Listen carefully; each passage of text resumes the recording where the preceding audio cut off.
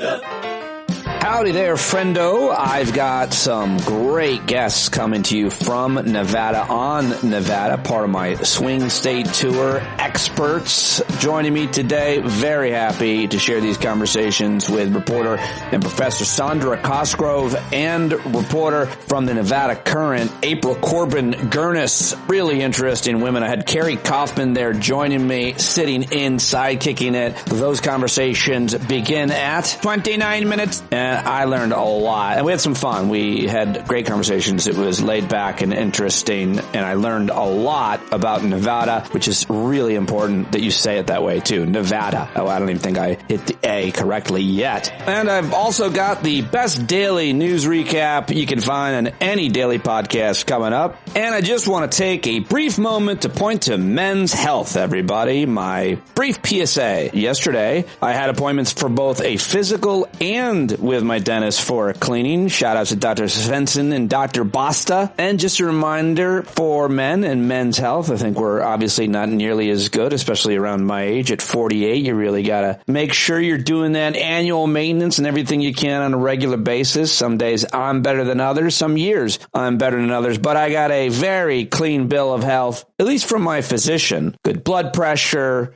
a sinewy 146 pounds at 5'8", passed the EKG with flying colors. We'll see what's in the blood and urine. I don't know, probably quite a bit of meth and crack from that trip to Vegas, but hopefully I got it all out of my system. But there will definitely be some French fries in there. They are certainly my weakness. But then I went to the dentist to get a cleaning, and they always shame me when I go about my gums. My gums bleed a lot. That's not a good thing. And man, was he digging into them with that hook thing. For God's sake, he had more bloody rags on his tray. It looked like a Civil War field hospital in there. I am gushing blood out the old gums, so may have to get them lasered or some shit, he explained to me. But the point is, make sure you go to the doctor, get yourself a cleaning once a year. It was horrible too. I mean, people have phobias about the dentist. I am very anxious when I'm in that chair. That is for damn sure. He's pulling with that hook. I thought he was going to pull a tooth out. I was sure, as a matter of fact, that someone had paid him to pull a tooth out, the way that he was yanking his foot on my chest with that hook, and he was just pulling. Slight exaggeration. Also,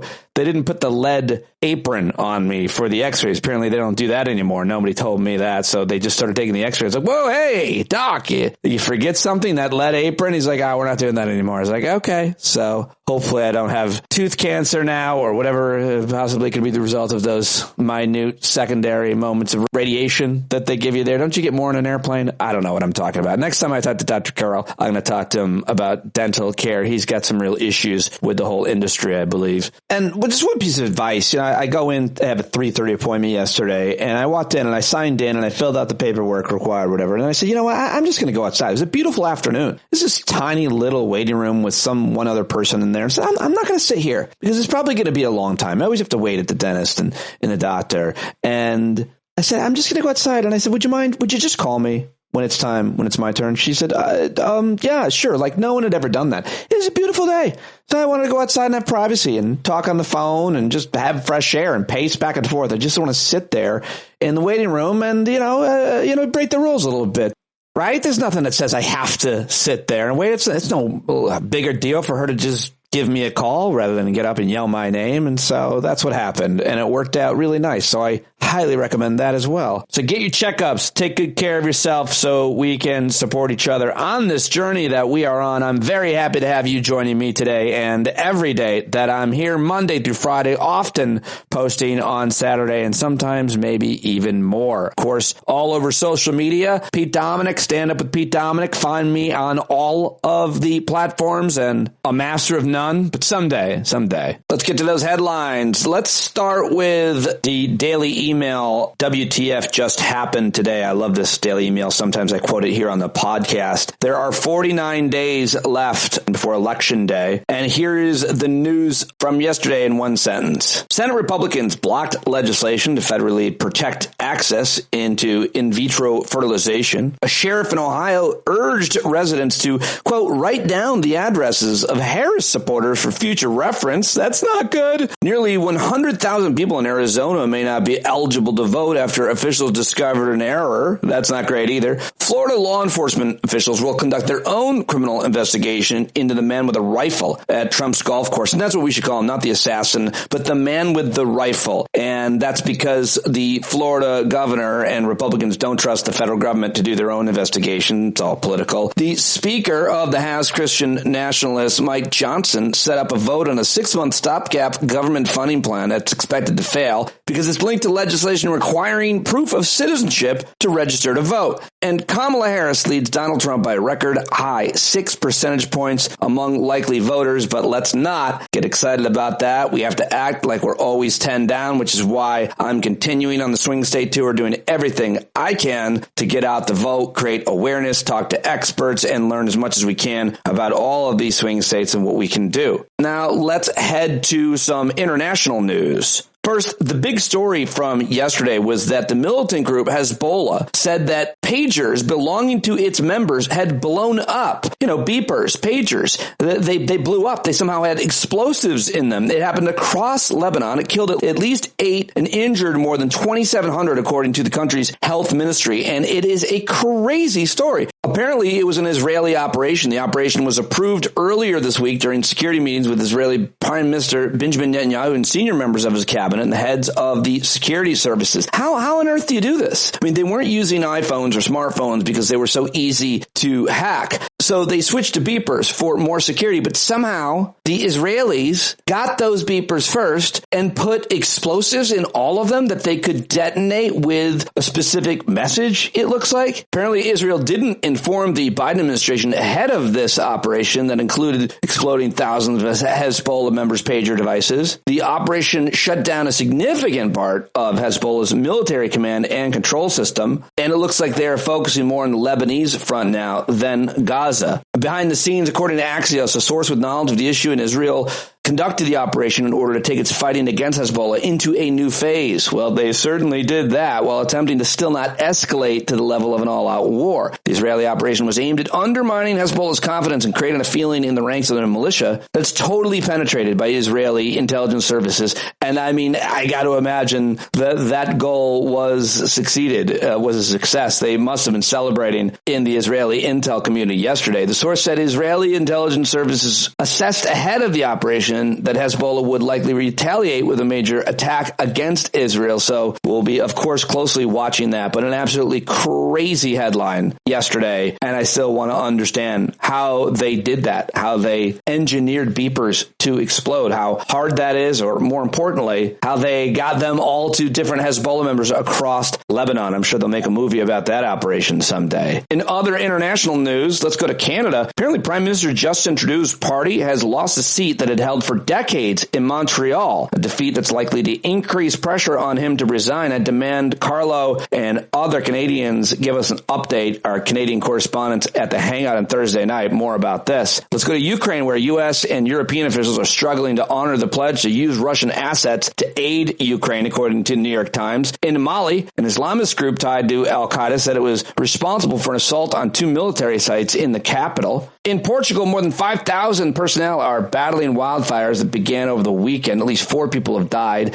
And the EU has a new Commission president. The European Commission President Ursula von der Leyen announced her new team as she navigates and challenges in the EU, including the rise of nationalist forces. And now let's come back home. The news, horrible headlines keep coming out of Springfield, Ohio. Children across Springfield arrived at a school Tuesday morning to the sight of state troopers deployed by the governor after a wave of bomb scares rattled the community. The governor, Republican Mike DeWine, announced on Monday that he was sending the state police to the city to reassure the community that the schools were safe and to avoid the evacuations of threatened schools that have disrupted learning over the last week. What remains really the most shocking element of this, of course, is that it's Republican lies from the top that made this necessary. The FBI is now also warning election offices to be on the lookout after threatening letters containing suspicious substances were sent to the offices of multiple secretaries of state throughout the country. A senior law enforcement official confirms elections officials that at least 6 states received packages on Monday, but so far none of the packages have been found to contain any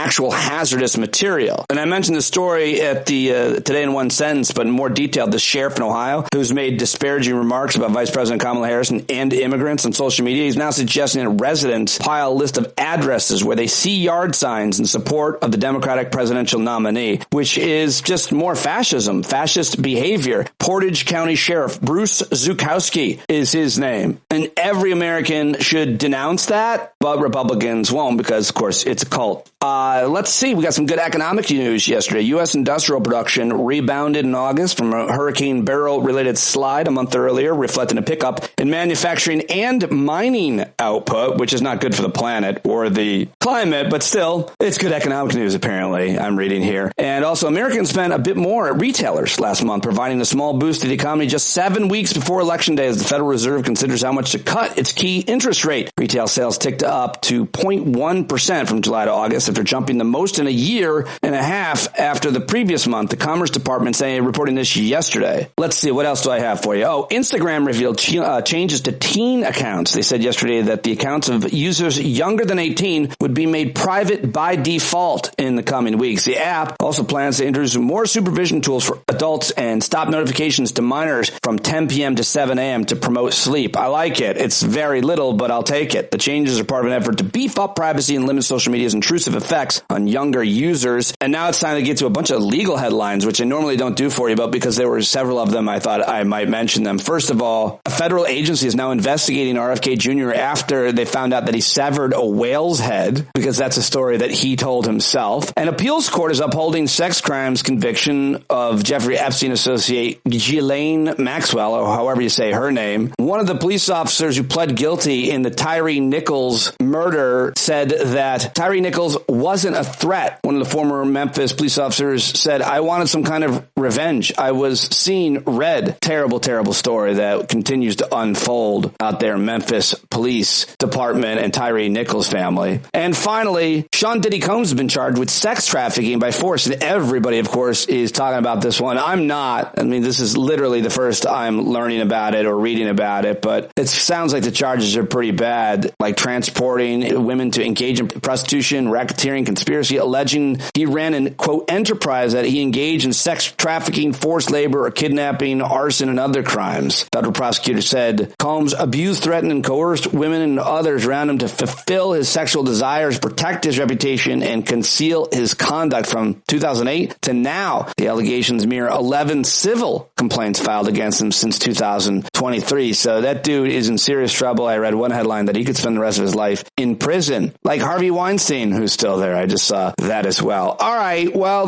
those are your headlines. Now let's get to the clips that I've got for you today. Sound bites coming your way.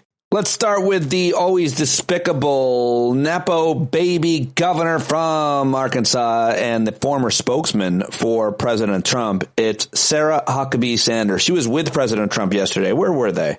Oh, she was moderating a town hall in Michigan where he made all kinds of errors. I'm not going to put you through the misery of playing those clips. Matter of fact, our friend Michelle commented on yesterday's show. Personally, I don't like the sound clips where they involve the lying liars lying. Mostly, I don't want to hear the raspy Trump and his idiot lying boy, Slimy Vance, or Jethro Tull. That's apparently what Stephanie Miller calls Shady Vance. I turn off the volume or I just fast forward, Pete. Okay, Michelle, understand, but still, I'm going to play you a very brief segment sound of Sarah Huckabee Sanders disgracing herself by insinuating that Kamala Harris, whose name she doesn't pronounce correctly, is somehow not as moral for not having biological children, which is still, to me, a bizarre inference, suggestion, claim, or slander. Okay, here's Huckabee. So my kids keep me humble. Unfortunately, Kamala Harris doesn't have anything keeping her humble. She's a black woman in America, but okay. I mean, everybody's telling her every day that she can't do something. I mean, just a terrible thing to say. Of course, she's a terrible person. But here's a good guy. This is Tim Walz, the governor of Minnesota. Here he is at a rally yesterday. This is from Asheville, North Carolina. This last weekend, Donald Trump's running mate, Senator Vance, did a really remarkable thing. He got called out by a fair and free press that are a part of our democracy and fundamental to the freedoms of this country. He got called out by that press about telling vicious, hurtful lies about immigrants. But he did something. He told the truth. They asked him if maybe it was an accident or he didn't mean it. No, he said, I admit it. I'm willing to create stories to spread fear to drum up support for us.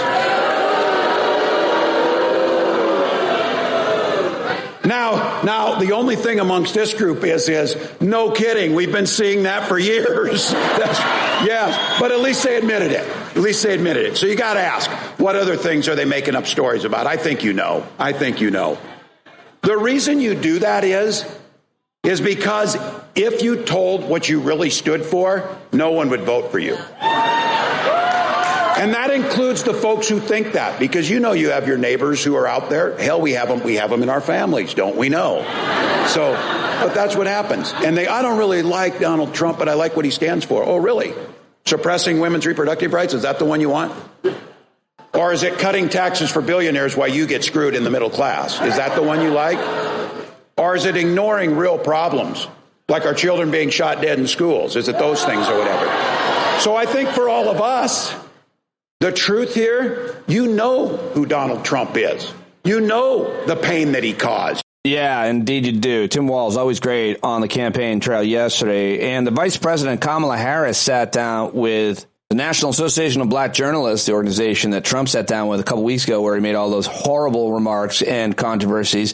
Kamala Harris took questions on Tuesday on issues ranging from the economy to Trump's claims of migrant pet eating.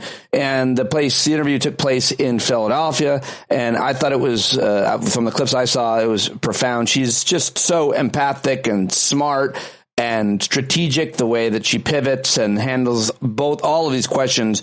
But first, I want to play this part where apparently she called up Trump after they found the armed gunman near his golf course yesterday. That's pretty crazy, right? Pretty classy as well, isn't it? Have you spoken to him? And earlier today, I assume? Yes. How'd that go? You want to give us some intel? Sure. I checked on him to see if he was okay. Yeah. And I told him what I have said publicly. There's no place for political violence in our country. I am in this election and in this race for many reasons, including to fight for our democracy. And in a democracy, there is no place for political violence. We can and should have healthy debates and discussion and disagreements, but not resort to violence to resolve those issues. Well, there you go. Kamala Harris gave him a call. Oh, man, I wish I heard that call. Also, she was asked if she had full confidence in the Secret Service, which has been protecting her for the last 4 years, and her family. You have full confidence in the Secret Service to protect all of you? I do. You feel safe for you and your family? I do. But, I mean, you can go back to Ohio. Not everybody has Secret Service. And there are far too many people in our country right now who are not feeling safe. That was an amazing answer. She answers the question succinctly, therefore not creating any other headlines about any question about the Secret Service and her faith in them. And then she pivots to those who really are concerned. But let's listen to more, because this is where it gets really good. It's a crying shame. I mean, my heart breaks for this community.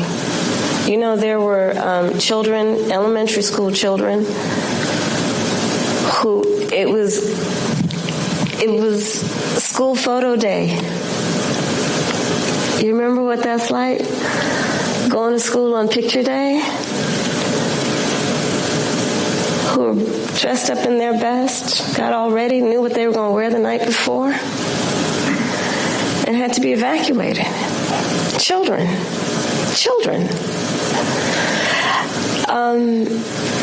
A whole community put in fear. And I'll say a couple things about it. One, I learned a long time ago in my career, having a background as a prosecutor, when you have these positions, when you have that kind of microphone in front of you, you really ought to understand at a very deep level how much your words have meaning. The American people deserve, and I do believe, want better than this. I do believe that. I know the vast majority of us as Americans know we have so much more in common than what separates us. I know that. I know that regardless of someone's background, their race, their gender, their geographic location, I know that people are deeply troubled by what is happening to that community in Springfield, Ohio. And it's got to stop. And we've got to say that you cannot be entrusted with standing behind the seal of the President of the United States of America, engaging in that hateful rhetoric that, as usual, is designed to divide us as a country, is designed to have people pointing fingers at each other. It's designed to do that. And I think most people in our country, regardless of their race, are starting to see through this nonsense and to say, you know what, let's turn the page on this. This is exhausting and it's harmful and it's hateful and grounded in some age-old stuff that we should not have the tolerance for.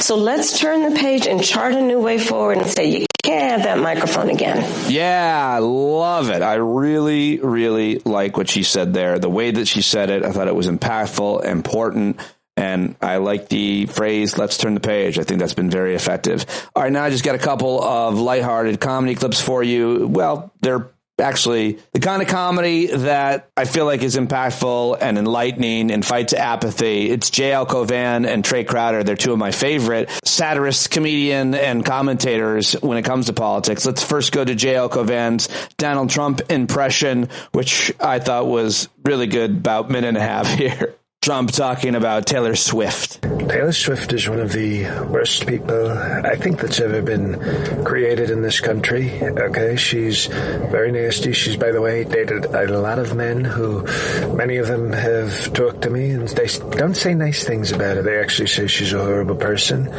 And on top of that, my rallies, by the way, which have a lot of people, more people than any of her concerts, which I hear are very lightly attended, she charges so much money in this economy. She's ruining economies, okay? Not just ours, but a lot of economies around the world. And she's a horrible person. She's nasty. And, you know, basically we're hearing that she took a picture with that cat. She ate the cat. She's actually converted to Haitianism recently. Nobody wants to talk about this. But Taylor Swift and Swifties, okay, are now eating cats. This is a true story. And, you know, I think at her next concert, they're going to be giving out pets for all the fans to eat. So when I say I hate Taylor Swift, I mean it. And it's because I love our country and I love people's pets. And she's a nasty woman eating pets. Haitian Taylor Swift. Oh, man. Well, speaking of Haitians, JL is half Haitian. And now here he is standing on the platform in New Jersey Transit, taping his own commentary, which I think is always, always great. He's one of the best political pundits out there, in my opinion, which is why I always love talking to him, listening to his podcast, Making Podcasts Great Again, and Rain on Your Parade. Subscribe to both of them. But I thought this was great. So Fox News and Republicans want Democrats to stop calling Donald Trump a threat to democracy because it's riling people up. You know, all the radical left people, like a 20-year-old registered Republican with an AR-15, and other people like a guy who voted for Trump in 2016. You know, real liberal types. Meanwhile, they don't like the words threat. They don't like Donald Trump being called a threat to democracy.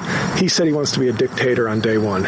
He's the guy with 19 sexual assault claims against him and is an adjudicated rapist. He's got decades-long track record as a racist. And oh yeah, he spearheaded and inspired an assault on the Capitol. So Donald Trump could be called a million other things worse than a threat to democracy. But it's weird that the Republicans, no, don't cancel us, don't use your politically correct language, right, liberals? Now they're the ones who are pussies about language. Fuck him, he's a threat. Oh, yeah, absolutely right. absolutely right. He's been a threat to so many people and groups for so long, and that is not hyperbolic. It's not exaggerated. It is the absolute truth. Speaking of truth and Haitians, Elie Mystal is also Haitian. He was on CNN last night, usually on MSNBC, but nobody is giving him a contract, and that is an injustice as always. But I'm kind of glad that he was on CNN and MSNBC, where he handed Scott Jennings his ass yesterday. Everybody was talking about watching and sharing this clip this morning. I mean is, look, when you've had this kind of language about somebody be the underpinning of a campaign for years and intensely for the last several months, the only way to unwind it is for the people who've been saying it, chiefly the president and the vice president, to go on TV and say, you know what, we went too far, and what we said, honestly, is not true. The country will not. Okay, I think the Democrats will tamp down their language about Trump. The moment Trump tamps down his language about the Democrats, about immigrants, about people of color, about women, and not a moment before. What about how many times are we going to shoot at him? Is your argument literally that you are not under threat unless somebody directly takes a shot at you? Is that actually what you're saying? Do you have access to Secret Service files about how many threats Harris and Biden have received over the past year? How many threats Barack Obama, the first black president, received for 8 years while he was in the White House? Do you have those Secret Service files, or are you just out here talking because somebody was caught in the bushes on Saturday? If you want something done, if you want to get away from this violence and hatred, the clearest thing to do is to take away the weapons that these people are using to cause the violence and hatred. Rhetoric does not kill people. Guns do. So you're okay. Elie Mystal just set him on fire. Why would you argue with Elie Mystal? I tweeted, why not just sit in a blender? All right, and now here is Trey Crowder with another, 2.5 minute riff. I love him. I play every one of them for you. I hope you appreciate him. Here he is.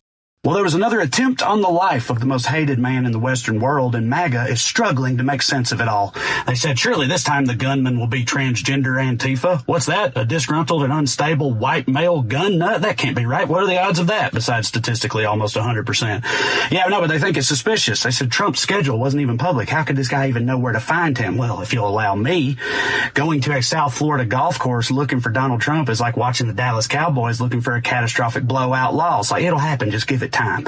Okay, you got to wonder, are they finally ready to talk about guns? After all, this guy was a felon who basically had a loyalty program punch card for weapons charges and had no problem being armed to the teeth in this country, because this country's apparently like an old PlayStation game now. You can get all the guns and ammo you need just by checking random crates and stuff. It's wild out here, but they still don't want to talk about it. No, their response was, and y'all will never believe this, it was to blame the left. They once again said this happened because the left needs to calm down their rhetoric, and I assume by the left's rhetoric they mean quoting Trump directly and acknowledging it's insane.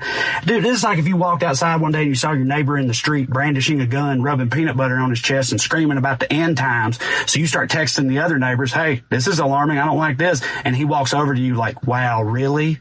That's a low blow. You know, you're going to make people think I'm crazy. It's like, people don't think you're crazy because we say it. People think you're crazy because of all the crazy shit you do. All right, like seriously, MAGA telling the left, hey, can you guys chill with the hateful rhetoric? All right, your lies are dividing this country. That's like the goddamn Godfather 2 of gaslighting. It's crazy. And the cherry on top is that this is all happening at the same time that their rhetoric is tearing a red state community apart. That's right. J.D. Vance's constituents in Springfield, Ohio are under constant threat of violence entirely because he told the whole world that there's Haitian immigrants there making Garfield sandwiches with voodoo sauce on them, right? A claim that was immediately debunked, but it's too late. It don't matter. You can't put that racist genie back in the stochastic terrorism bottle. All right, and JD knows he don't care. He doubled down. He said he'd do it all again as long as it brought attention to their real problems. Buddy, if your so-called real problems require fully fabricated and outlandish embellishments to make people care, then maybe it wasn't much of a problem to begin with. All right, I'm just saying. I'm also just saying, anybody who bought into that bulldog buffet stuff from the very beginning, you're ignorant, all right? Look inward, okay? So listen, just to recap on the subject of rhetoric. Right now, JD's racist rhetoric is ruining the lives of people he's meant to represent. And further, any hatred towards Donald Trump is the result not of leftist rhetoric, but instead of a lifetime spent terrorizing an endless list of people who very justifiably cannot stand him. And yet he keeps adding to that list every day, right? And I gotta say, this most recent addition to that list, I don't know. I mean, I'll just say this. Trump better hope that the Lord has mercy, because Swifties damn sure don't. Love y'all. Trey Crowder, everybody. There you go. All right. Well, those are your clips. 30 minutes in, and I still have a long way to go for you because now I'm going to share my conversations from Nevada, where I sat down with some of the smartest people on politics and journalism, civics professor and an expert on a wide range of issues. She's got a PhD in history, and she teaches at the College of Southern Nevada. Teaches Latin American studies, Native American history. Also, she's a civics expert and a board member of the ACLU, board member of Nevada Women in Trades, currently executive director and chair of the board for Vote Nevada. I mean, this was one of the smartest, kind of most intimidating people I've talked to in a long time, but she also had a great sense of humor and personality. She got me right away, and I certainly got her. Sondra Cosgrove, Professor Sondra Cosgrove, joins me now. Also in this conversation is Carrie Kaufman of the Nevada Current, because she set this all up, and I'm smart enough to know when I've got really smart people near me, and elevating their voices matters. So originally it was just she was going to talk to me, and you heard from her on Friday, and then I said, why don't you just sit in on all of these interviews? So you'll hear from Carrie as well here in my conversation with Professor Sondra Cosgrove, Dr. Cosgrove, and then coming up, another fascinating journalist from the Nevada Current. It's April Corbin Girnus. Both these women were awesome, great personalities, senses of humor, and having Carrie Kaufman, who I'm very excited to discover her work. All this thanks to listener Sheila Bray, who introduced me to Carrie. So I think you're going to like this. I hope you're going to like this. I hope you'll reach out to them and let them know that you appreciated learning from them here on the classroom that is Stand Up. Let's do it right now. Professor Sondra Cosgrove and Carrie Kaufman. And then after that, you'll hear the conversation with April and Carrie.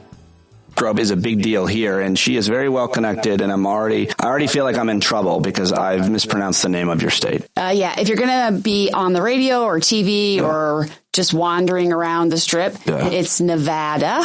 Yep. And so it's like if you were from New Jersey and you said Nevada. Right. So I've got to get it right. Yes, because people will What will happen? Stop you and kick you out of the state if you say it wrong. I have literally seen people who are running for president get booed and kicked out of the room if they don't say it correctly. Oh, wow. Wow. Well, how do people, this is for both of you, I mean, how do people end up living in this state? You're either born here, and I think you probably have a complicated relationship with the state, or you love it. Maybe you love it. I'm making generalizations and assumptions which I think are probably offensive to people who live here. Or you come here for a job? Is that it? Why do people live in Nevada? How do you get here? You first, Sondra. You move here for a number of reasons, and mostly it's going to be for a job because our economy tends to be very robust. And it's funny, and Carrie will laugh when I say this, everybody moves here and says, I'm only staying for about 3 or 4 years. And then 25 years later, they're like, yeah, I can't move from here. Yeah, I have to live here. That's the assumption, because it's different than any place you're ever going to live. So if we said, let's go to lunch, I would say, well, what type of food do you like? And then we could actually get any type of food you want in the Valley. But it's also nice because you can go and partake of what's on the Strip. You can enjoy the stuff that's available for tourists, and then you can go back to your own neighborhood and pretend that it's not there. Now, what would you add to that? And do you disagree with anything that Sondra said? And because that's kind of where my assumptions are lying about what Sondra intimated is that people who live here actually want to go to the Strip to partake of things there, and most of us don't. Right. Most of us avoid it like the plague, partly because there's so much traffic there. It's too congested. They have to solve that problem, but also we don't want to deal with all of the tourist industries and the high prices on the Strip and what have you. We go to watch basketball games or football games, and then we get out of there. Okay, another dumb question, and then I'll get to hopefully a little higher brow stuff about the very important issues here right now in Nevada, which is how much do you think about climate here? How much do you think about energy here? Because every time I come here, I think a lot about water and electricity and air conditioning and bills. So even if you didn't care about the climate crisis, you obviously care about the price of energy and so on. There's so much that has to go into Las Vegas alone. Do you think about like the future of energy and climate? Do normies who aren't thinking about politics and climate change think about, hey, man, it's getting hot. It's 100 degrees for like the whole summer. Can we stay here? That's my last dumb, ignorant question about. Wait a second. It's 115 degrees for the whole summer. No, when it gets down to 100, then we're all like, woo, it's a cool down. You people. I said it. I called you people. Yes. No, I mean, it's going to be in the 90s. Yeah, 90s this week. And if it wasn't smoky outside, we'd all have our windows open. But I mean, it was many days of 120 this summer. Yeah. That's different. So it's not the most insulting and ridiculous question? But let me ask you this. Yeah. Why do people live in Minnesota where it's below zero for months at a time? I don't think that's it. I'm not open to you answering the question with a question. You're on the spot. You have to tell me how you're... Because I don't have to shovel sunshine. I don't have to get my nose frostbitten. I can stay inside during the day with the air conditioning on, and then I can go out at night because here the grocery stores stay open late. A lot of the restaurants stay open late. Right. We just become night people. Is that a fair generalization? Do we become night people here because of what everything Sondra just so eloquently said? In a way, but you also, going back to your original question, this Clark County has thought about this for decades, right? How are we, Lake Mead is going down. How do we deal with water? There is a very robust recycling program. You go to the Strip and you see the fountains in front of the Bellagio. Yeah, it seems like a lot. All of that gets recycled. Yeah, does it? Yes. And that's not drinking water. That's not drinking water. Yeah, but that water, they keep using that over and over because it's a fountain. It's running all damn day. Right. So that's not wasting. And when new housing is developed, it's developed with water saving issues in mind. Okay. And we're trying to get rid of lawns, right? This is a desert. Let's have some desert landscaping.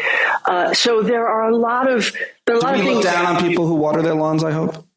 Oh, you can get fined. You can turn your neighbor in if you see them watering. Turn my neighbor right in. Yeah, that happens all the time. But we've also this is Mike, my neighbor. I would give a voice. I don't. That's what the TV commercials do. They tell you to snitch on your neighbor. Yeah, but I would never want my neighbor to know. Oh, around here, you would tell your neighbor. You guys, you would shame them. Okay, so just in terms of urban sprawl, in terms of development, where are we continuing to expand and build housing, commercial? Traffic is a bigger problem. Okay. Right now. I think more people are worried about the fact that I can't drive anywhere without getting stuck in traffic or having orange cones or people driving like a maniac. Right. You agree? That's the issue, traffic too. I do agree, but my take on this is that I think you said this to me a few days ago. The main streets, the regular old streets in Las Vegas are at least 3 lanes on either side. Many of them are 4 lanes on either side. In Chicago, where I lived for a long time, we would call that a highway. Well, so I live in the Northeast, and we don't have highways like this. I consider myself the best driver, better than anybody, until I come out to your highways in Nevada and Texas, where there are 10 lanes. And then now I feel like a little baby driver. I'm no good. I'm looking around. Everybody hates me. They should. I'm a problem. I don't feel good out there because it's scary having 10 lanes, but you need it because it's what keeps people moving. If you're going to do sprawl, then that's what you have to have. Okay, so let's get into... But that's also what makes drivers bad. I will argue that to the day I die. Oh, it does. It's the setup that makes drivers... All those lanes makes drivers bad? Because you're going down the street and you realize, I have to make a left, not a right, but you're in the right-hand lane, and so you go... Right. Because you don't want to have to go all the way around. The last time I was out here, I went to take a turn, and there were so many lanes that I had a panic attack about halfway into the turn because I go, I don't know which one I should land in. And so I just stopped. And that really upset people. And I got out of my car and left it there. And I went back to New York. I said, I can't live here. I can't do it. I panicked, Sondra. So you are striking me as somebody who right away, you're involved very much. You've been covering the issues here, teaching as well for a long time. And you strike me as somehow inspired by or connected to the idea of John Lewis's Good Trouble. You seem like a troublemaker. Is that fair to say? Yes. Would you say that's right, Carrie? Yes, absolutely. How do you describe the trouble that you make? I am a thorn in the Democrats' side all the time because when you have a 2-party system, it just becomes the 2 parties kind of just going head to head, whacking at each other all the time. Yeah. And you're going to have to pick one or the other. I'm a Democrat. I want them to be the best Democrats they can be and to stop screwing around. Got it. And so you hold their feet to the fire. You're the person. Oh, yeah. So they see you coming. No more lying. How long have you been that thorn, would you say? Oh, a big thorn I've been for at least the last 10 years. The problem, people will say, is that when you become a thorn like that, when you become known to people like that, then it makes it harder for you to have access to them, to hold their feet to the fire, to speak truth to power, because they see you coming, and now we're not going to talk to her. She's going to ask us tough questions. She's going to hold us accountable. I don't try to talk to them. I talk to other Democrats who agree with me that if we're going to sue in red states to get rid of gerrymandered maps, you can't then turn around and say it's okay for Democrats to gerrymander here, because then that's why my students don't want to vote, because they feel like they're being lied to all the time. But if we gerrymander, it'll be much easier to win. And then what? They win and do nothing. They don't solve problems. We'll get to that. First, explain the gerrymandered districts here in Nevada, and if there, boy, do people glaze over on the most important issue to democracy, one of the gerrymandered districts. But when did it kind of give us a little history lesson on when that happened and how it's played out here? Okay, so to me, gerrymandering is voter suppression. Yeah. Because if they pack you into districts or they crack you, it just diminishes your vote. Yep. So in the 2010-2011 cycle, the Democrats controlled the legislature here. Brian Sandoval was our governor. He's a Republican. The Democrats in Clark County decided that on the east side of town where I live, which is heavily Latino, that they were going to crack the Latino district and they were going to pull Latino voters into the more predominantly white districts to make the more white districts more Democratic. And when they turned the maps in to Governor Sandoval and he said, no, you're cracking the Latino vote, I veto your maps. Send it back to them. They did it again. They just, here and there, they made a few fixes. He said no. And he was a district court judge before he became the governor. So he said, no, here's what we're going to do. I'm going to bring together a panel of 3 retired judges. I'm going to give them all the federal rules that they have to follow for redistricting. They're going to draw the maps. And they did. And everybody was happy and the maps were fair. And we were just fine for 10 years. Come around to the 2020, 2021 cycle. This time we have the Democrats in control of the legislature and a Democratic governor. Well, at the same time, I was president of the League of Women Voters. And so they said, we're going to get rid of gerrymandering nationwide. So we're going to do independent redistricting commission ballot questions. So I started working on that. The pandemic hit. And so it was really hard to do a ballot question when you have to get real signatures in person. They ended up doing a special session for redistricting. The Democrats brought consultants in, didn't even bring the Democrats who are here in our legislature into the back room with them, and basically just redrew the maps and then brought them out and said, here you go. We then had a gentleman who was working in Princeton, Sam Wong, sent the maps to him. He said, gerrymandered. We can actually prove it with our computers. The Democrats, kind of gerrymandered judge, some kind of consultant of. Yes, he runs the gerrymandering project at Princeton. Got it. And he's objective. He looks at the maps. Yeah, they use algorithms and they can then break down exactly how many people. And so once again, the Democrats had cracked the east side of town. But because they controlled the legislature and the governor's office, they were able to sign those maps in. It was really hard for any of us to sue because they had waited so long to do the special session. And they're doing everything they possibly can to make sure that we can't have fair maps in 2031, that we can't have an independent redistricting commission, or that we can't have even the Public Records Act or the open meeting law applied to the maps. So how much of this issue that's so important, Carrie, would you say the general public is informed about and understanding of? Because when Sondra talks about people being, jaded about voting because of this, it makes sense if they know that that's what's going on or has happened. I think the general public doesn't necessarily know, but I think a large portion of the Latino population here does know, because it was talked about a lot when they were cracked, when they were separated, and they were losing their power. There were a lot of grassroots groups who reached out to people and went to the legislature. You say a lot of the Latino population. I feel like this whole state is Latino, or this whole city is, or the county is, and I don't know. More than a third. More than a third. And then what percentage of Latinos are registered as Democrats versus? About 21%. It's a huge group. 21% of Democrats are Latino. Right. How many Latino people who identify as Latino are Democrat? The vast majority of them vote Democrat. That vote? I would say Democrat? yes. Yeah. Yes. But there's a sizable percentage that votes Republican as well. It's a smaller group that votes Republican. Yeah.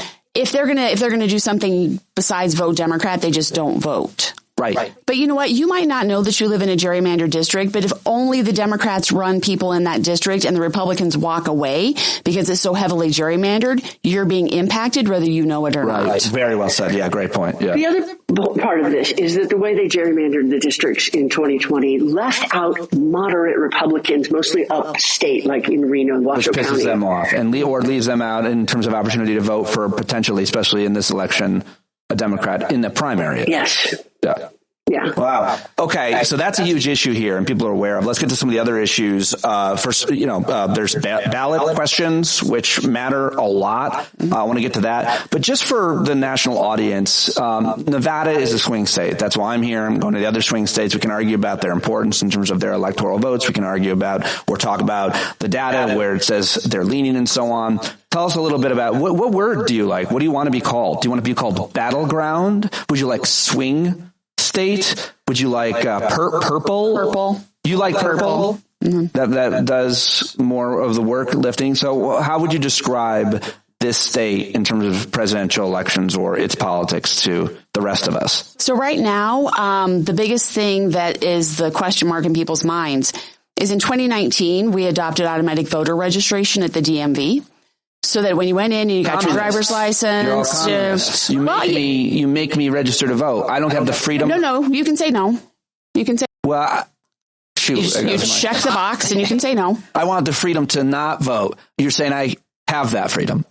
Okay, you can actually be registered to vote and not vote, which is what's happening. Is a lot of people are like, whatever. Well, I like compulsory voting like they have in Australia. That makes sense, right? Do we like that or no? Because then people resist you. Oh, really? You think that would backfire?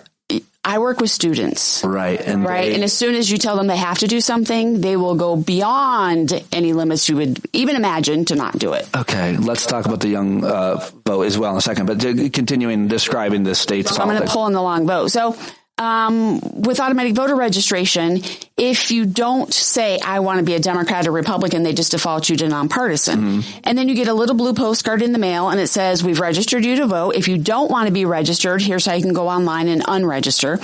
And we have registered you nonpartisan.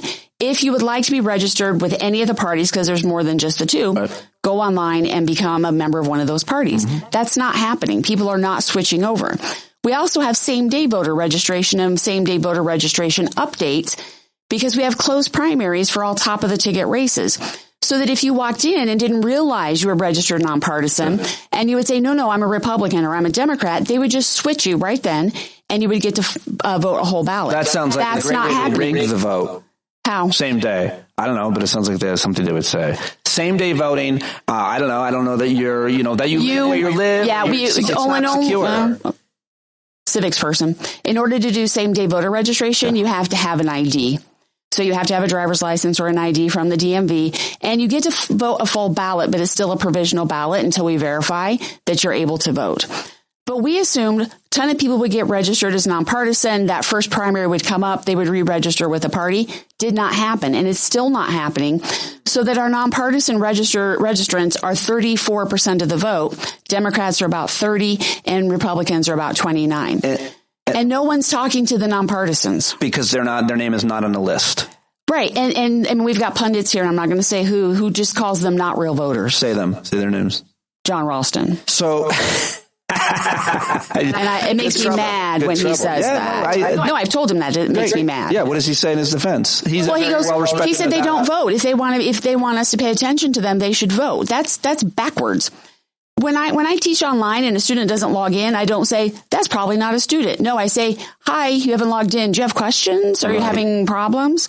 Why don't we do that with new voters? There has to be some, I don't want to say the phrase hand-holding, but democracy requires a certain amount of involvement, a certain amount of outreach to let you know this is how it works, and we would like to have you join us. Every state does their elections differently. So you might be a master of civics in California and then come here and have no idea what's going on. Yeah, sure, that's interesting. But most people are not a masters of civics anywhere. Right. Hence the problem. I mean, I'm sure. Then they call me. Right. Well, that's why I called you. That's why you're here. I'm very happy to have you here for that reason alone. But there's so many other things that you can talk about and are an expert on. So in terms of the election and in it being a battleground state, just real quick, how does national media come here and prey upon you poor, vulnerable Nevadans who just want to be left alone?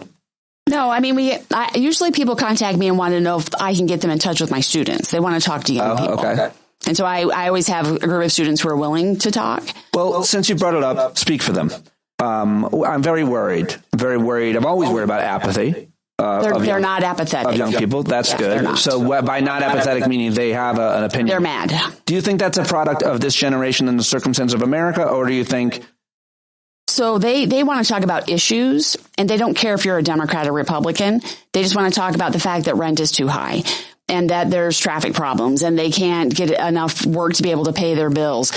And yet what they're told is, well, if you want to become a Democrat or Republican, then we can talk to you and we can get you involved with all the jumping up and down and screaming that we do. And they just want to talk about solving their issues. And so they're mad.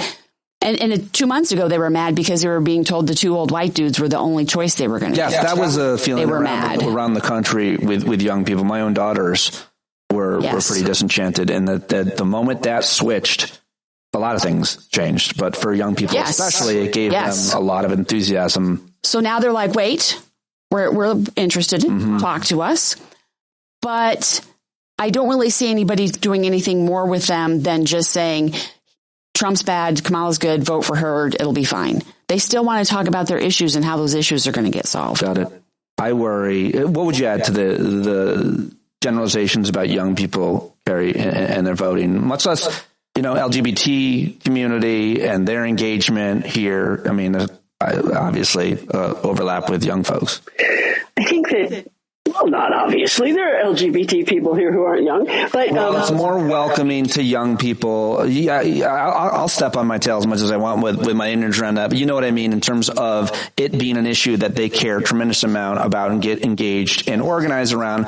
Whereas us older LGBT folks and allies have been engaged for a long time and often have issues with young and disconnects even within the community, I would argue. But yeah, I mean, I'm just in terms of my assumptions about the way that they vote, young people, LGBT people of color, generally leaning Democrat. Is that not the case here at all?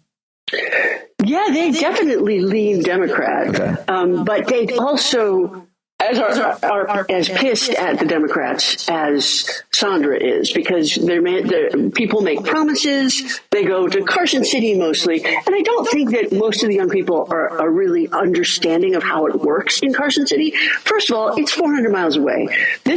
Clark County has the largest. Carson City is the capital of Nevada. Yes, just south of. But why is it? Most of the people, because of the history of Nevada. Northern Nevada developed first, and then Southern Nevada developed. Yeah, the Comstock. And so most of the people, more than 2 million people, 2.2 million people live here, and there's like 1 million people who live in the rest of the state. And in order to testify, we have to go up there, right? In order to engage with our legislators during the legislative session, we have to go up there. We can actually testify from here remotely, but it's a burden, and most people don't even know how it works. Got it. Yeah. Okay. That explains a lot. But let me just. I am at that age that I am ageist about older people and kind of cynical about younger people. So I'm the problem. I realize that. But I'm still going to make my assumptions. I want to shake the young people, including my kids. I'm like, yes, I have every understanding why you have all the grievances that you just described and the cynicism around what has been promised, especially by Democrats.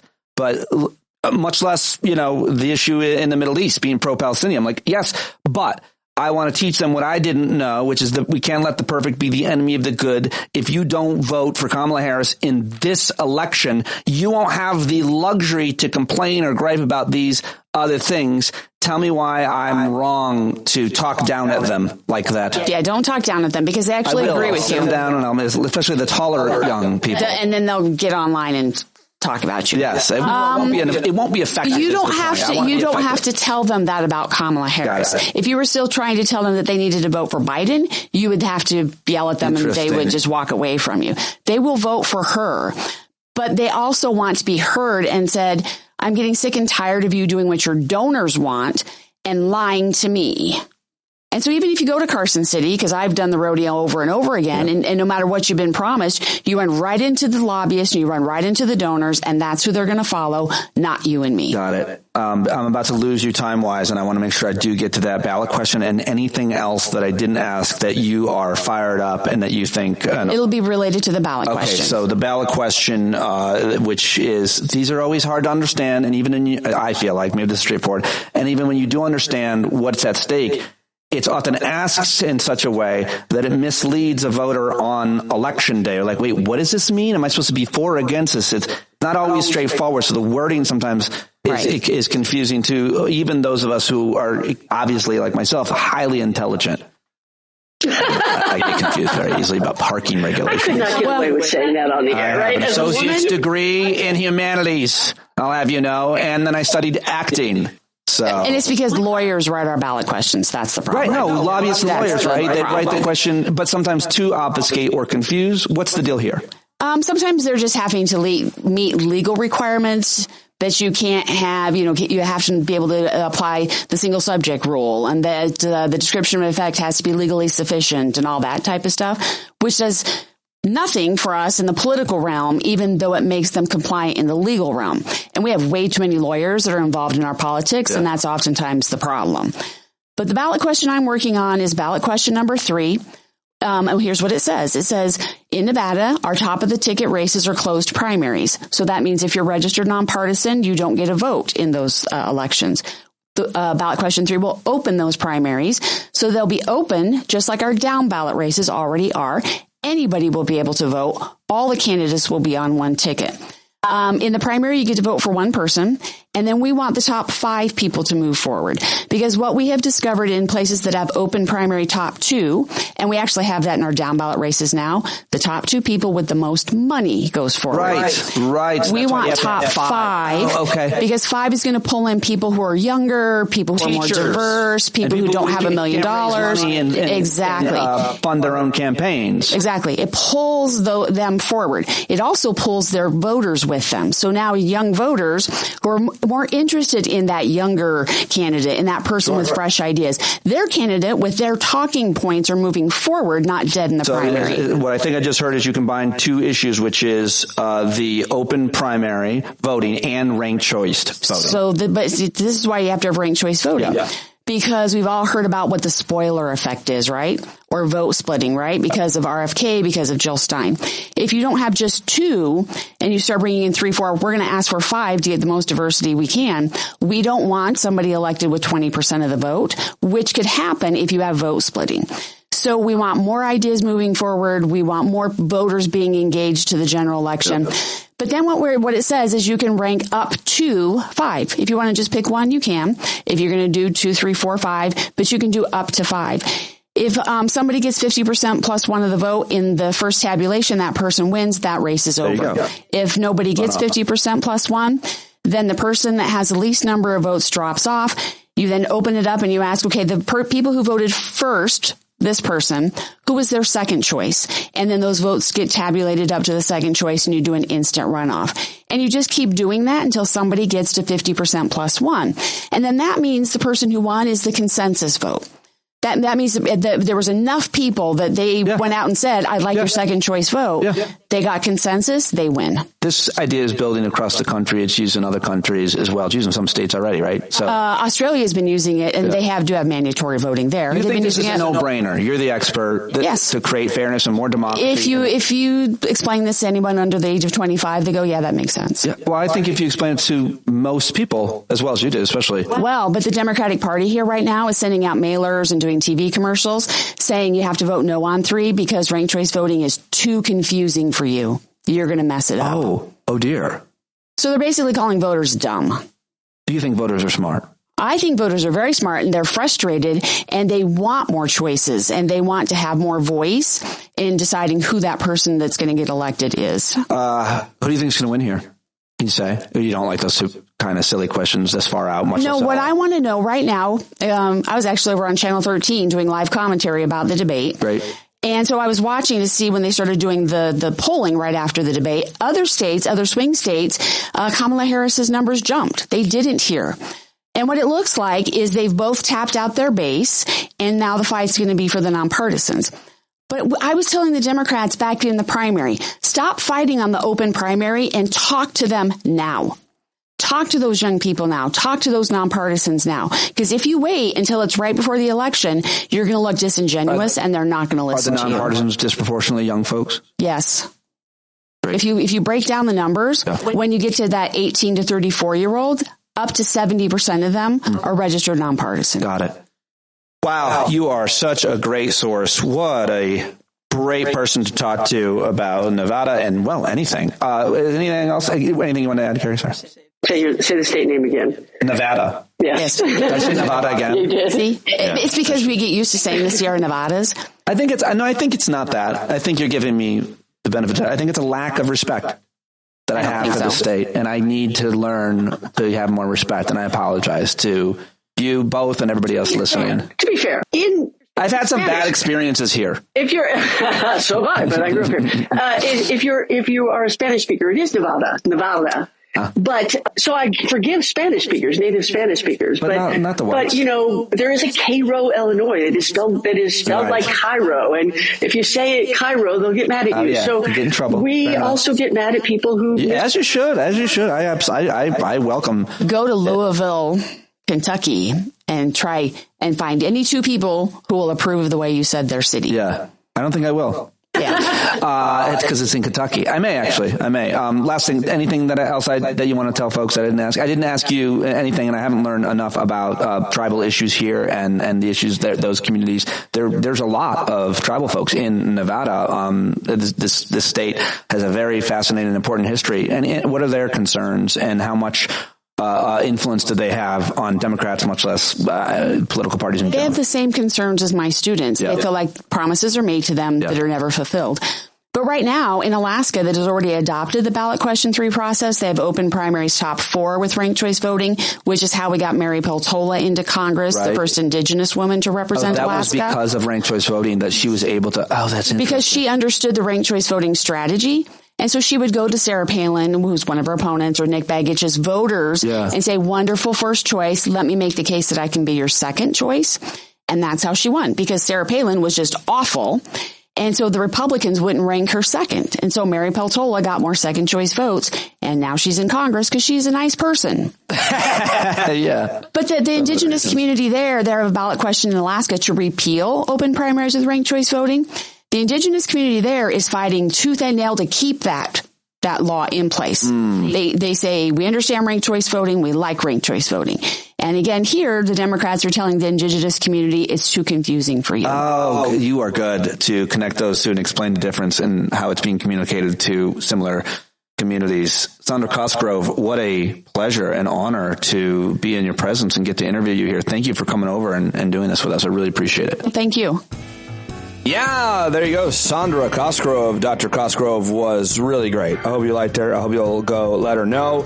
And now it's time to get to my second guest, also joining me from Nevada. It is the award-winning journalist, deputy editor of the Nevada Current. It's April Corbin Girnus, who writes about a wide range of issues. Real smart journalist. Very happy to get her joining us, as well as Carrie Kaufman, who is also at the Nevada Current. Let's do it right now. For the first time ever, with April Corbin Girnus, who is real cool. Oh, and I realize there's a little bit of an echo in these interviews in certain small parts. I edited the heck out of it and tried to get rid of it, but we had 3 mics going that were picking each other up, so I'm sorry about that. I hope it's tolerable. If it's not, definitely write me an angry email so I can blame it on my fake producer sound engineer. Okay, now let's do it. And April, thank you for stopping by. Is it hard to get around in Vegas, or am I right to say that everything's about 20 minutes away? Is that ridiculous? Is that ignorant? Oh, okay. It might have been true like decades ago, but I just felt like since I've been here, but that's just my travel. If you're in the central part of town, yes, but it's very spread out. So it'd probably take like an hour and a half, 2 hours to get from one side all the way to the other side of the valley. Like in bad traffic, it's pretty big. We're pretty big. How did you find yourself here? Are you born and raised? I'm not born and raised, but my family was in the military. So we moved around, and Las Vegas is home to Nellis Air Force Base. Right. So we settled here. So I spent the majority of my life here, though, and I am a local. Okay. So what would you say about your relationship? Is there a love-hate thing that you have with Nevada? Because I know Carrie talks about it that way, but maybe that's offensive to you because you're more rooted here and you want to defend this great city and town.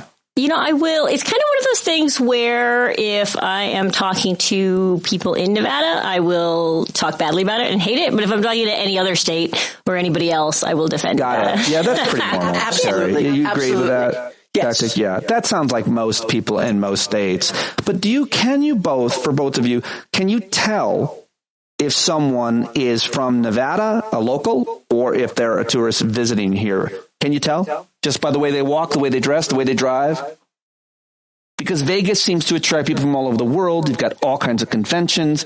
And I'm trying to generalize, but I have no idea what I'm doing. When I was a kid, my mother would laugh at the people who would come to Vegas in December or January and not bring a coat and only bring light summer clothes. Mm-hmm. That's how you could tell them. That it got they weren't ready. 40 degrees. Right. And 40 degrees is not warm. I would open a store to sell vests. So, yes, in terms of that, you can spot. That's one way. Ready. Unprepared for the weather. You think it's hot. And it's not necessarily. Or you're like, I'll just walk down the street. You visit and you're like, I'll just walk down the street to the convenience store in the middle of July. Yeah. Or if you think 90 degrees is hot. Right. That's ridiculous. Like that's not hot. What do you I'm getting my sweater at 80 degrees.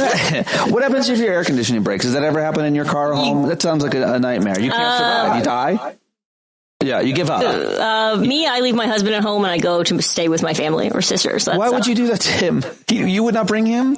That's hilarious. He can fix it or something. He can wait for the repairman to get there, all right? You are an award-winning journalist and deputy editor of the Nevada Current, and there is a huge problem with local journalism across the country. This outlet is funded by a great nonprofit, the state's newsroom, the nation's largest state-focused nonprofit news organization. But I still looked at your articles and your work, and I said, this woman seems to be covering everything.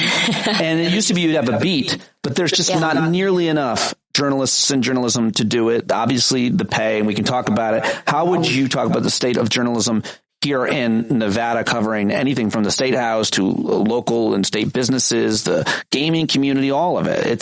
There's not nearly enough, right? Fair to say that? Not nearly enough. Yeah. And it's a sad state of affairs. I mean, Las Vegas is a huge metropolitan area. It used to have 2 separate newspapers, and then it got folded into sort of one under a JOA, and one of them has basically gone away. It has a staff, but it's a very small staff, and they don't have their own dedicated product. And there are a few nonprofit newsrooms, myself included, and then there's one other one that has a pretty big presence in the state.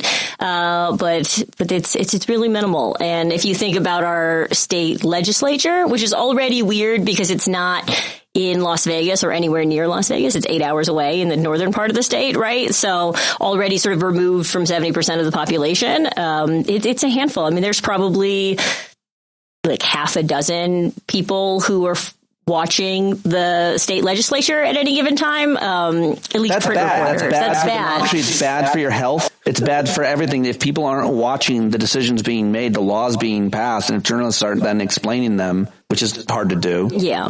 And you can do anything you want. Exactly. I'm lucky because at the Nevada Current, we don't consider ourselves necessarily the paper of record, and we're not trying to cover everything and everything all at once. So we get to be pickier in terms of like, we get to choose the topics that we think are most relevant and most interesting. I feel the worst for my fellow journalists who are at papers of record who have dedicated beats. I mean, if I'm thinking of our daily newspaper, they have, I don't even know if they have a dedicated education reporter right now, but if they do have one, that person is covering K through 12 and higher education, which is used to be 2 separate topics, right? And I think when you look at local government, municipal government, they have reporters that covered the city of North Las Vegas and the city of Las Vegas and Henderson. And now, no, they have one person that covers all of them. And that's a lot. All of those used to be dedicated stuff. And there's so many people that have been told, do more with less.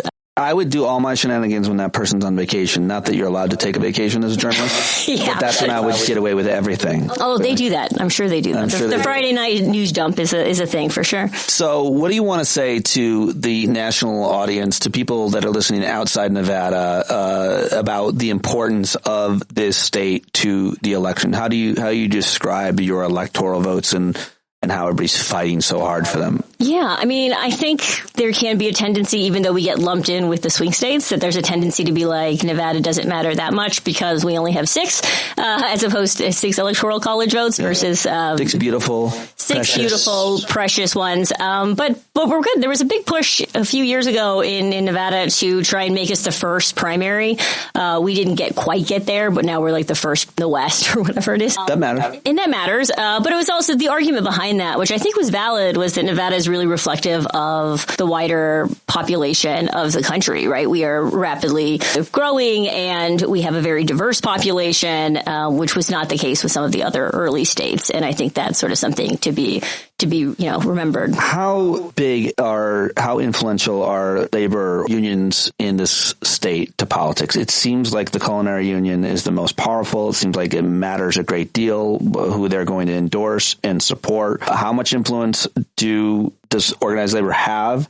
And are they generally supporting Democrats always, all of them? Mm-hmm. Culinary gets a lot of attention, both locally and nationally, for being a sort of powerhouse of pushing Democratic politicians. They just have a really strong ground game, and they put a lot of resources and efforts into door knocking, and they're very good at organizing and all of that. Outside of culinary, I think the unions are, there's a mixed bag in terms of their sort of effectiveness and their power, but it is strong. It has been historically, I think, a strong union. Is the gaming lobby all on the same page with what they want laws made and repealed?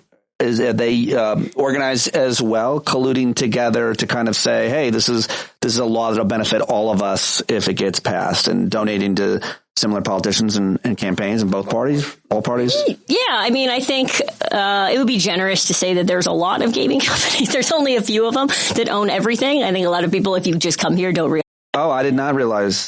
There's only a few companies that own everything? Basically, yeah. I mean, if you're on the Strip, and I'm looking at Carrie to see if she can correct me here, but if you're looking at the Strip and you're staying there, there's a 80% chance you're staying in MGM or Caesars, if not that. So there. That being said, if there's a slot machine and a poker table at a lot of little places all over the state, right? Are they all owned, or are they affiliated? Does that money all go to or can you have an independently owned? That is a really great question. When I was growing up, you could have an independently owned slot machine company that would put slot machines in stores and what have you. My father ran a store. I do not know. I'm assuming that has been consolidated. All right, well, I'm not sure of the answer to that. Yeah, but they are in grocery stores though still. Yeah, exactly. It's everywhere. The other question I have to ask everybody I talk to here, because it's an issue I care deeply about when I come here, it's all I can think about, is sustainability. You cover it, you read about it, at least Nevada Current does. And how much of an issue is that for voters, and how much of an issue is it for just folks day to day thinking about sustainability, the climate? I mean, like, you guys have both joked about how you endure the heat. Everybody jokes about it, but I don't. I'm from the Northeast. I don't understand your bodies. It is a big deal. It is. I mean, we are a Colorado River, That's a huge controversy, right? You're always fighting about the rights to the Colorado River. All you Western states, you're fighting. It's a limited resource, right. and sprawl has been a big thing because we keep growing and we keep growing out rather than up. So those issues are, I will say, our water district is sort of well known within the water district world for being really good at recapturing all of that water. They've done huge programs in terms of getting rid of people's lawns and basically taking all of it and sort of reusing the water and all of that. So there's very little waste, sort of reflective or comparative to everybody else. So we've had some strong gains there, but it's still a a big issue. Yeah. Is it true that you all have in your home those suits from Dune that recycle your own bodies? I'm glad you both got it. I wasn't sure. I just saw the movie, so I wasn't sure if that would. So if you're, I should invest in that. Given how hot it has been. Just talk to me about this Senate race and the candidates here, and then also pick any other race that you want. But Sam Brown is challenging the incumbent Senator Jackie Rosen. I've seen the ads because I've been here for an hour. Yep. So you've seen 100? Yeah. Yeah. Tell me just about that campaign and how it's looking. I think at the onset of this election cycle, it was considered the race to watch sort of nationally. It has, I would say, downgraded since then. Sam Brown is polling in the wrong direction. He still claims that his internal polling shows him neck and neck with Rosen. Every other polling shows him about 10 points down as of right now, which is not great. There's a huge gap there for him to overcome. But so it's looking better for Jackie Rosen in terms of recapturing her seat. But it is obviously anything can happen in between now and Election Day. Sam Brown, how aligned is he with Trump? Pretty aligned. Because I saw a video of Trump not shaking his hand or ignoring. Did that go viral here? I watched it 5,000 times to make sure what I was watching was happening. I believe there was some event and he was with, I think even been State of the Union when he was president. I don't know. He went to shake his hand and Trump looked at him. And he's got deformity from an injury? Yes, he got injured in Afghanistan. Forgive me for not knowing more about him and being so ignorant, but he was injured in Afghanistan, and Trump is well known to not like people with any kind of injuries. And I don't know, a lot of people are saying he clearly ignored him, but I was like, it was a real humiliating moment. You don't know what I'm talking about necessarily? I have never seen that. I'm going to show it to not. you. Yeah. But I just wonder, based on that, people will kiss the ring no matter who they are. Sometimes they get the votes, I get it, but I just wondered how affiliated it was, because how much does Trump's endorsement matter for this Senate race? It was weird because Trump had endorsed in every other competitive Senate race already. So Nevada and Sam Brown was the last candidate to receive a Trump endorsement. It sort of came late in the game comparative to everybody else. Sam Brown has tried to align himself with that. He uses the phrase like Trump and then blah, blah, blah, blah, blah all the time in his comments. So he's really tried to align himself with that. And basically saying, like Trump, I support this. Like Trump, I will not cut Social Security. Like Trump, I will do. So he's very much trying to align himself with that, and he's appeared there. But not as close as other candidates have been to Trump in the past. But he certainly understands that that's where the state of the Republican Party is, and he's happy to be there. What are the other races to watch here in Nevada? That's the big one. That's what's getting a lot of spending in commercials, and obviously the presidential race. Is there anything else that you're covering or watching? Obviously, we have 4 congressional seats. 3 of them are I guess you could consider competitive, but it is looking like the Democratic incumbents in those races are pretty strong and leading in those. So I think, you always run like you might lose, but I think in large sense, people seem fairly confident about those. So I think a lot of our action is happening at the state legislative level for people in Nevada, primarily because we are a split state where we have a Republican governor and a legislature that's controlled by Democrats. And so one way that gerrymandering. Yes, is that fair to say? Yes. Okay. Yeah. You vote statewide on the governor, but you vote by district on. Yes, and the Democrats did redo the maps 2 years ago when they had control or whatever with Sondra. Yeah. What do you want to say, Carrie? It's a little more complicated with our governor. Because what happened was we had a Democratic governor who did not do things, who vetoed things because he was very afraid of not getting reelected, of pissing people off, especially the casinos. And he also had to make hard decisions during the pandemic. And I think he made pretty good decisions during the pandemic.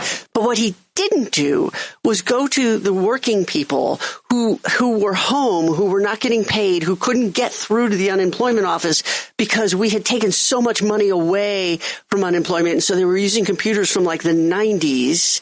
And they couldn't deal with all the people who suddenly filed for unemployment. He didn't go to them and say, I hear you, I understand you. And so when he ran for re-election against Joe Lombardo, who was the sheriff of Clark County, and who a lot of people see as a moderate, there were a lot of people who either voted for Joe Lombardo because they were angry at Steve Sisolak, or they didn't vote There are far more people who voted in the Senate race with Catherine Cortez Masto than voted in the governor's race. And the governor's race was like the first one. So you had to actually skip that and then click off. Oh, that's strange. Yes. It's a clear choice. People who were angry. That's why he became governor. Not necessarily because of gerrymandering, although the state legislators, gerrymandering. Yes, the state legislators. But historically, prior to the governor, the Democratic governor, Steve Sisolak, we had Republican governors before then. So we have a history of being a split state. And Sondra mentioned Sandoval, who was beloved. He's a really good man, and he's really erudite and made good decisions. And he's now the president of this college, isn't he? He's the president of UNR. Or UNR. Yeah. Different college. But he's the president of a college now, the former governor, Sandoval. Huh. Mm-hmm. So let me ask you, I've got to you've written about these school board controversies in races, April. It sounds like it's similar to what's happening everywhere. Though specifically we're talking about CCSD, which is coincidentally the same exact acronym from my district, which is Clarkstown in Rockland County, New York. But it's Clark County School Board, and there's a lot to learn about Clark County. You've written about it's the largest, it's Vegas, basically, right? So what is happening in these school board races? Is it what we're hearing around the rest of the country? You put up, what I call it is Earth One. You put up an educator, someone who's qualified, not too controversial, versus an extremist who is often sponsored by an extremist organization, some of which now been called hate groups like Moms from Liberty and Turning Point USA in my town. Is that what is happening out here? Is it similar? Yes, we are seeing that. I mean, starting like everywhere else around the country, starting in basically during the pandemic, we saw a huge influx of people paying attention to schools because schools were right. Sure. School boards, and they became the sort of the melting, the point where we could sort of air all of our frustrations with government, right? And vaccine mandates and all of that. So now we're seeing in this election, there are 4 seats that are up on our trustees right now, and 2 of the races have candidates who were members of Moms for Liberty, one of which actually founded the Clark County chapter here, who are very outspoken about being conservatives and being Christians and wanting to, in their words, ban pornography from our libraries and keep the boys away from playing girls sports and sort of all of those cultural hot points. And the funny thing is like you said, both of the Moms for Liberty candidates are running against longtime educators who have backgrounds that you would expect to see, that you would expect to be on a school board where they have experience dealing with that and all that. And they have kids in the district. Sure. I mean, one of the school board candidates who's a Moms for Liberty candidate sort of told me, I said, hey, are your kids in Clark County School District? Are they enrolled in the public school district that you are trying to be on the board of? And she said, no, of course not. I would never. So it's interesting. But again, we have the audacity to be on the board where, it's one thing to have had your kid go through the district at least, but to say, no, I would never, and to influence the policy however they can. So frustrating. Is there a backlash to it? Do they win these elections? Is there any way to poll? We don't poll in school board elections much. We don't poll in school boards, so it's hard to tell. And there's really no great indicators this far down ballot for that, because we've seen races in 2020. We had a school board race where there was one candidate who all of the education groups got behind, almost all of the unions and all of the lobbies. He was a real uniter in terms of the people who were backing his campaign. He fundraised in 4 times as much as the candidate who was the firebrand conservative. And this was prior to Moms for Liberty sort of being a thing, but she's the same vibe. Same. Did they take out television ads? Were they that big of elections? Because when you talk about fundraising, and we had to raise money I don't know, a few $1,000s more than that, maybe $10,000 for our school board, 60,000 people population that live in the county, in the district, I should say. And so it's, it's not small, but they're much bigger out here. And, what are they spending money on in school board campaigns? It's just crazy to think that we're doing that now, but you have to. You get signs mostly. Yeah, I don't know that any of them have bought air space, but there's a lot of flyers. If you live in that, there's a lot of flyers, a lot of billboards, a lot of signage, a lot of Facebook ads and things like that. A lot of your political ads that I've noticed here are just these sandwich boards just propped up on a desert desert landscape, just a giant. It's not a billboard. It's just like it just sits on the ground. Yeah, and I haven't seen quite something like that. I don't know. We got a lot of useless space here in the city. And that's also are looking at housing people under those signs. That's the policy. That's the policy. Yeah. Let me ask you both about what happened when the Great Switch. Joe Biden stepped down. Kamala Harris stepped in. The polling would suggest that there wasn't a huge change or enthusiasm or bump. Am I getting that wrong? And if so, how could that possibly be? You first, April. What are your... I would say there was a huge... I don't know that I would trust the polls there. From anecdotally, from having worked on the campaign trail and gone there, the enthusiasm went sort of skyrocketed after that switch, I think. I made a comment to my editor that I had covered a Joe Biden campaign event prior to the switch, and it felt to me like another day at work. And I was like, all right, everybody seemed to be working there. There were a bunch of groups there. It was mostly people. It was a smaller venue, but it was a lot of people who were associated with unions and very active and kind of the type of people who would go if you told them to go, right? Almost so they're like Democratic. Had to go. Yeah, so it felt like, I know. So they were cheering and people were sort of, there was excitement, but there was nowhere near the level of excitement that I saw at the rally immediately after the switch when Kamala Harris filled an arena that normally fills basketball games. I was there. And obviously it's a much bigger venue, but they could fill it. And there was just everyday people there. It wasn't just the union. There was still a big union presence. There were still these organized groups that are really good at that stuff, but there were also just thousands and thousands of everyday people. And just talking to my family members and friends and looking at my Facebook feed, those people who were very politically unengaged were suddenly very excited about Harris and about Walz and all of the memes, and it really did invigorate things in my perspective. What would you say, Carrie? So I follow Tom Bonnier on Twitter. He is a pollster who looks at a lot of details, and one of the things that he has talked about is in Nevada specifically, there were a lot of voter registrations from young people mostly after Kamala Harris became the candidate. And after the debate, it also spiked up a little bit. So there's new people who have not voted before, who were very apathetic, who are now voting, who are now intending to vote. We can assume because they have registered and they've registered this close to the election. Those people are not counted in the regular polls that we see all the time. It is important likely voter voters. So likely what? Likely voters. Are they mostly young, do you think? Yes, they are mostly young. Are they just the loudest or they are mostly young, and they are mostly Hispanic women. Oh, interesting. So that is, I think there's a sleeper element of this, not just here, but in other states. Oh, yeah. Because we don't know how many of these new voters will show up to the polls. I tend to think that there's so much enthusiasm here, and it's already, we're less than 2 months to the election. So now, that enthusiasm is going to go through till the election. We're actually like a month out from getting our ballots mailed to us. Yeah. October 19th is the day I read when you can start early voting.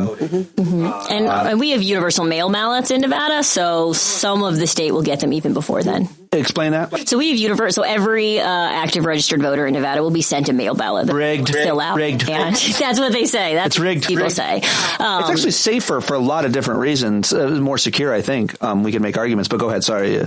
Yeah, no, that is an argument that people make a lot. And I like to tell people when they say that over 50% of people in our last election voted via mail ballot. So for all of the rhetoric and conversation we see about how people think it's unsafe, most people are using it. Last presidential election. Last primary. So our primary was, our June primary was over 50% of people voted via mail. Our February presidential primary, it was even higher. Because don't we discount the 2020 presidential election because of COVID? People would prefer to not have gone and been with people, including me. I mean, I always joked I would have swam through a river of COVID to vote for a candidate named COVID over Donald Trump. That's my opinion. But I mean, but it was a safer thing to do if you had the option. So I'm not sure how much we should think about it. But the bottom line is a lot of people will vote by mail and vote early, which is what I know as I've been working with the Nevada Democrats. They certainly want people to vote early. Yeah, I mean, Republicans should too. I mean, both parties should. And both parties do. A majority of both parties vote. But Republicans have been told not to by Trump. I mean, he's told them not to, and he's told them not to trust it, right? I mean, doesn't that arguably hurt the vote for them? Arguably, but it seems like I think most Republicans at the end of the day are going to pick convenience. Sure, yeah, over that topic. Why? Who wants to wait in line on election day? But those of us who procrastinate. Yeah, and there were certainly ways around it. We saw a lot of people talking about not being able to trust the postal service, particularly I've heard that. with mail ballots. But you can here in Nevada, every polling place has a drop box, so you can drop it off. So you can take your mail ballot, fill it out, and then go and then drop it off, which is a thing a lot of people use also. What have I not asked you that's interesting to folks that you're covering? You cover so many things, and I'm looking at your articles, and we could spend the whole time on almost any one of these. But we've talked a little bit about education, sustainability, and obviously the national scene, it being what do you prefer, battleground, swing? Either way. I mean, I don't... What do we get wrong about you guys? What's the most offensive generalization we make about Nevada? That people don't live here. Really? Have you been here? Whoever's making when we do live here, we all live in the hotels, or we're all working in the gaming industry. Right. And you're not working all in the gaming industry. Most of us don't even go to the Strip. Yeah, and I do think, and people tend to think people move here, and it's like the gamblers and partiers and stuff. They forget. I've been on airplanes coming back home, and I've heard people around me, tourists coming, being like, "Wow, there are a lot of fields," and I was like, "That's a school. That's a baseball field. There are, but you can't practice on it between the hours of 8 and 8 because you'll die." But you people or some of you are reptiles, lizard people. I don't know how. Okay, so I lived in Chicago for 23 years. I grew up here, lived in Chicago. I love winters, and I would take a Chicago winter over a Vegas summer any day. Okay. However, you disagree? Yeah. Go ahead, most people. So, however, from September through April, it is. Yes, it is lovely. Is what you call. Yeah, but what do you call lovely? You call 90 lovely. Well, I mean, 90 after it's been 120 is lovely, but when I don't have to shovel snow. Do you miss colors in nature? Yes. Do you miss them? Have you seen them? You've lived in different places. Yes. You've seen photos of the rest of the world, right? Yes, yeah. I mean, having 4 dedicated seasons is really nice. That would be lovely. I'm not trying to offend anyone. All I'm saying is 4 seasons. And it doesn't matter where, but have 4 seasons. And yeah, we have hot and not hot, basically. But our not hot is really nice. Do you hate people like me or anybody that's not in your world, much less that's just a friend, asking you for predictions? Do not traffic in predictions, or will you say what you think is going to happen on November 5th in Nevada? I don't know if I get paid enough to be a political commentator, but, I don't mind. I prefer that versus people who helicopter in and decide they know what's best or that they know that, which happens quite a bit.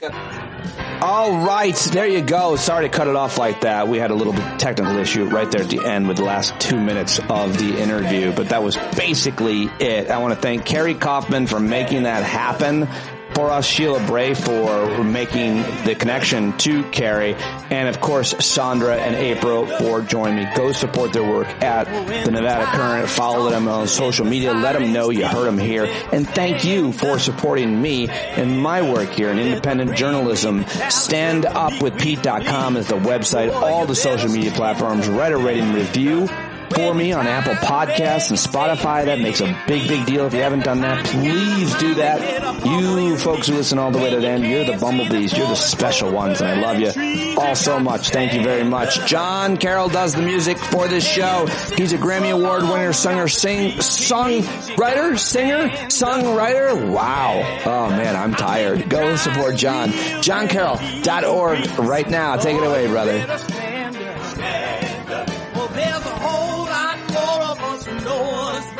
Keep right on ignoring us if we keep things right. You got to open up the window to let in some light. You got to stand up. That's right.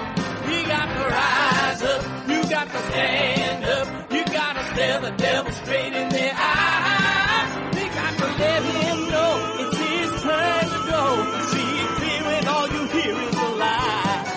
So get up off of your butt, get down off of your fence. Even if it ain't a very friendly audience, well, they'll begin to listen when you start making sense. And you stand up, stand up. No need to point your rifle to defend your town. Just stand up, stand up. You know they can't deny you what you're laying down. Boy, you better stand up, stand up. Show your face of every color, yellow, black, red, and brown. She's the place where every lost child will finally be found. There's only one thing to do before we stand our ground, and that's stand up, stand up. Well, the founding fathers saw a land for all. They had to stand up, they had to stand up. They had a keen imagination for a crystal ball, drawing all the plans of stand up. But all they had to go on was the time they were in, with other causes for laws, and since they weren't even sin, they knew that change was gonna come before the change could begin. They had to stand up. All right, they had to stand up. We got to stand up. We got to look the devil square in the eye. We gotta let him know it's his time to go, and make it clear when all we hear is a lie. Why you lying awake wondering where the money all went? It'll be the cost of freedom that'll go unspent. You can see him flee the scene of that experiment if you stand up.